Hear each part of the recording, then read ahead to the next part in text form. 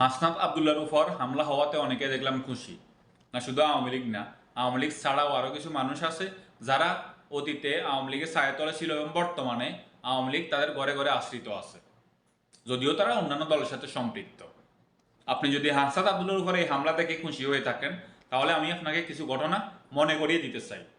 হেফাজতে ইসলামের উপর 7/7 যে হামলা করা হয়েছিল, এটা কিন্তু আওয়ামী লীগ করছে। জামায়াতের এতগুলো আলেম এতটা বছর ধরে কারাবদ্ধ ছিল, অনেকের ফাঁসি হয়েছে এবং আল্লামা দেলোয়ার হোসেন সাঈদী যে মৃত্যুবরণ করছেন, এর কারণ কিন্তু আওয়ামী লীগ। জনাব তারেক রহমান এতটা বছর দেশের বাইরে, এর কারণ কিন্তু আওয়ামী লীগ। বেগম জিয়ার গাড়িতে যে ভাঙচুর করা হয়েছে, এর কারণও কিন্তু আওয়ামী লীগ। আপনি যদি আওয়ামী লীগ হাসান আব্দুল্লাহর উপর হামলা করছে এই কারণে আপনি খুশি হয়ে থাকেন, তাহলে আমি বলবো আপনি নিজের কবর নিজে করতেছেন। ওই কবরে যে কোনো মোড়টা আপনাকে যাইতে হবে, তবে আপনি স্বাভাবিক মৃত্যুবরণ করবেন না, আপনি অস্বাভাবিক মৃত্যুবরণ করবেন। মনে রাখবেন এটা।